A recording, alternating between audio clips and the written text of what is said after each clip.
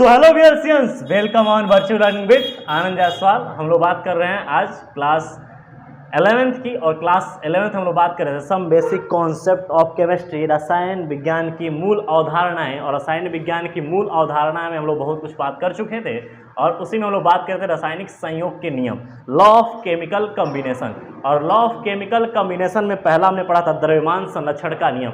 जो भी हमारे बच्चे यहाँ पे न्यू हैं वो पूरे लेक्चर्स को, जितना भी पुराना लेक्चर्स है, जितना हम लोग करा चुके हैं, उसको देख सकते हैं। जो भी आपको प्रॉब्लम आ रही है वो आप बता सकते हैं, जैसे भी चीज़ें चल रही हैं। अगर आप क्लास 10th में, आपके छोटे भाई क्लास 10th में हैं, तो क्लास 10th में आपके छोटे भाई हैं तो आगाज़ सीरीज चल रहा है, और आगाज़ सीरीज को आप ज्वाइन कर सकते हैं वहाँ पर वर्चुअल लर्निंग की मेन जो साइट है, जो मेन चैनल है। अब चूंकि हम बात करने वाले हैं आज हम बात करने वाले हैं कि law of definite proportions, law of definite proportions. ऐसे हम लोग बात करने वाले हैं स्थिर अनुपात का नियम। तो हेडिंग लगाइएगा बाबू, स्थिर अनुपात का नियम। अब ये था रासायनिक संयोग के नियम में हम पढ़ रहे थे। रासायनिक संयोग के नियम में हमने पहला पढ़ा था द्रव्यमान संरक्षण का नियम, और दूसरा हम लोग पढ़ रहे हैं यहाँ पे स्थिर अनुपात का नियम, जिसको हम लोग बोलेंगे law of definite, law of definite proportions,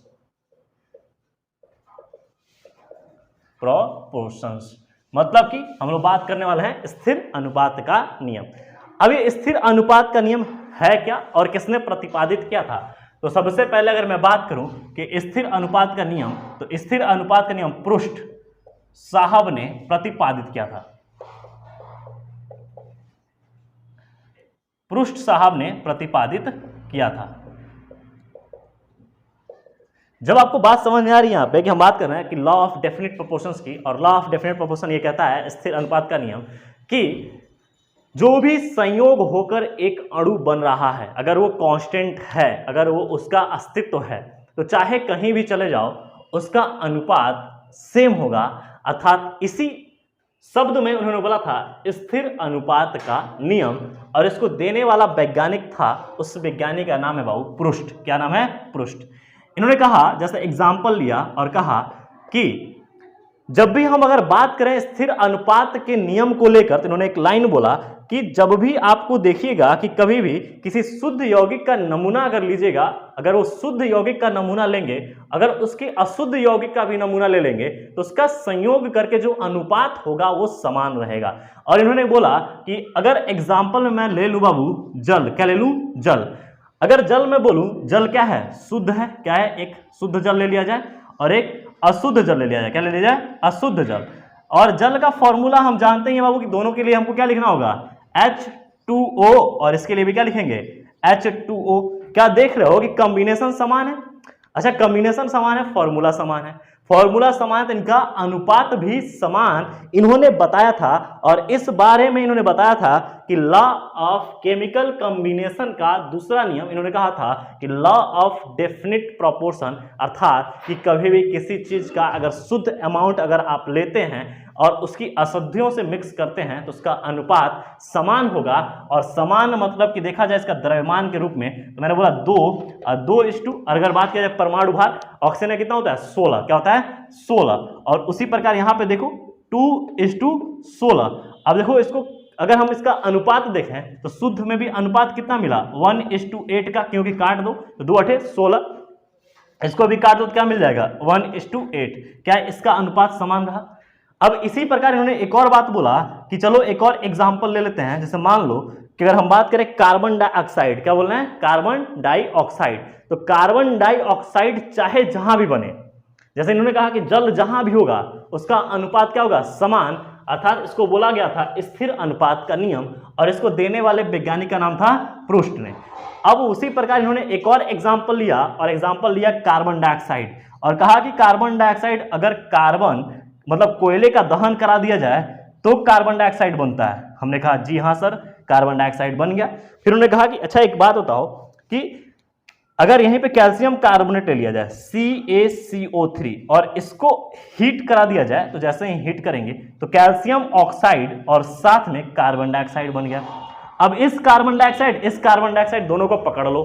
अब ये दोनों कार्बन डाइऑक्साइड को पकड़ लो, क्योंकि ये बना अलग अलग तरीके से है। देखिएगा, इनके कहने का मतलब समझिएगा क्या इन्होंने कहा। इन्होंने कहा कि ये दोनों रिएक्शन अलग अलग हैं, दोनों रिएक्शन समान नहीं है, परंतु जो उत्पाद मिला है कार्बन डाइऑक्साइड और कार्बन डाइऑक्साइड दोनों समान है।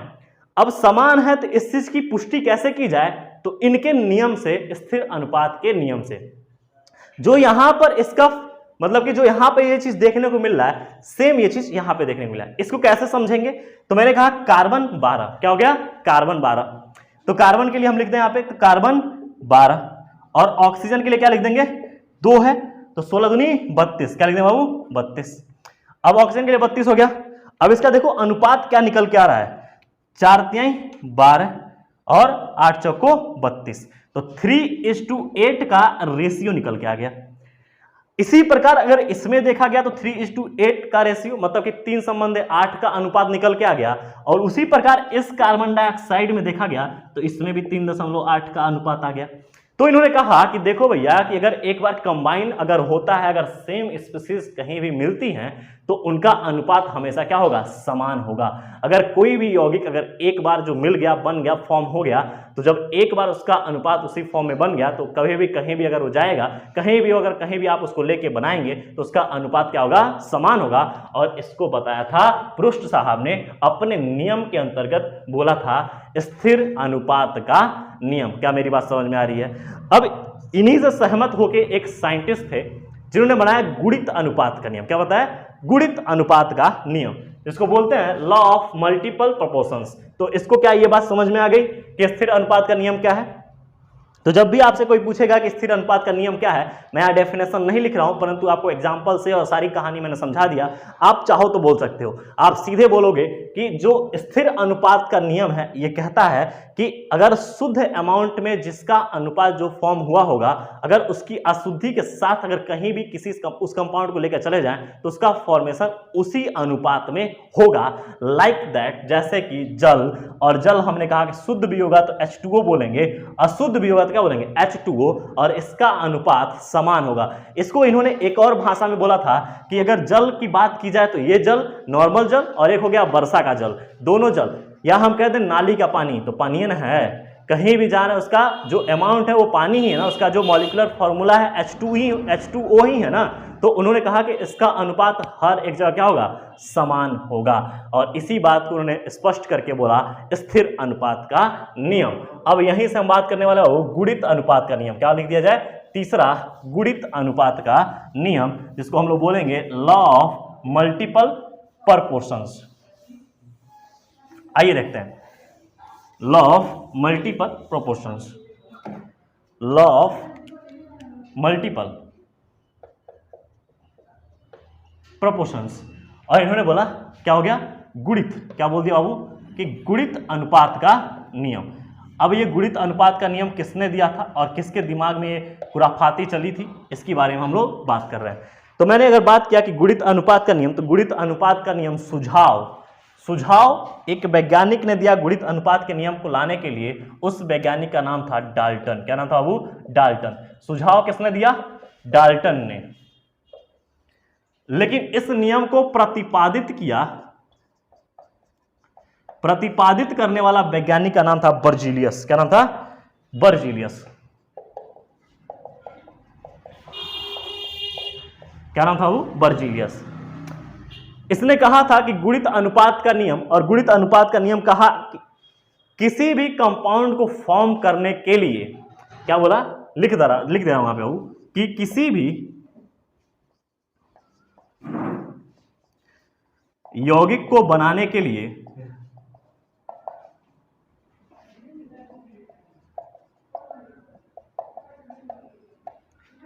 एक का अनुपात या एक तत्व को फिक्स कर दिया जाए,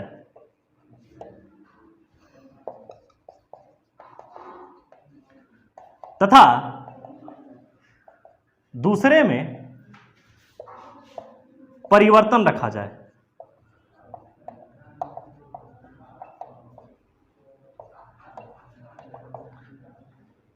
तो यह नियम गुणित अनुपात का नियम कहलाता है। कैसे, एग्जाम्पल से समझेंगे।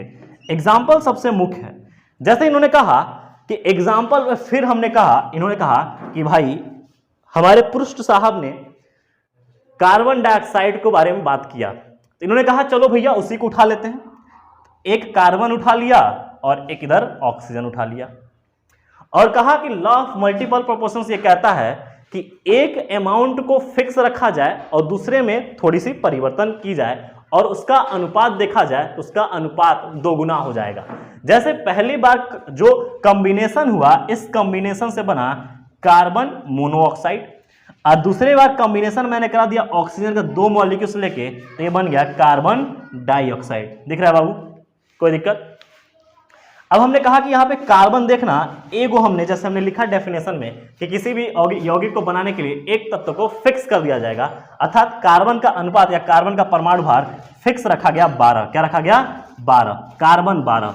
अब कार्बन 12 में ऑक्सीजन को, अब ऑक्सीजन की अमाउंट यहाँ पे क्या कर दी गई? बढ़ा दी गई, और ऑक्सीजन का अमाउंट कितना हो गया? ये हो गया हमारा 16, और ये हो गया, इधर हो गया 32। तो एक रेशियो देखो, एक रेशियो, ये 12-12 फिक्स है, परंतु ये क्या हो गया? गुणित अनुपात के नियम को फॉलो कर रहा है। 16 कन्ने 16 और 16 दूनी 32, 1:2 के रेशियो में हमारा इसका अनुपात आया, अर्थात इसी को उन्होंने कहा गुणित अनुपात का नियम। क्या मेरी बात समझ में आ रही है? इसी बात को इन्होंने बोला कि गुणित अनुपात का नियम। अगर बात करूं कि गुणित अनुपात के नियम को, तो सिंपल सी बात आपको समझना है कि अगर आपको कोई कह दे कि गुणित अनुपात का नियम क्या होता है, तो आप बोलोगे जब 2 तत्व आपस में मिलकर एक यौगिक बनाते हैं तो एक तत्व के द्रव्यमान को फिक्स रखा जाता है, जबकि दूसरे के द्रव्यमान को परिवर्तित रखा जाता है, और इससे एक सरल अनुपात मिलता है। इसी अनुपात को बोलते हैं गुणित अनुपात का नियम। क्या मेरी बात समझ में आ रही है? कोई दिक्कत यहाँ पे? तो एक सरल अनुपात यहाँ पे आपको देखने को मिला 1:2, और 1:2 एक सरल अनुपात है, और इसी प्रकार यह एक गुणित अनुपात का नियम है। क्या मेरी बात समझ में आ रही है? तो ये बर्जीलियस ने दिया था। अब नेक्स्ट हम लोग बात करने वाले हैं नेक्स्ट लेक्चर में। So thank you wears.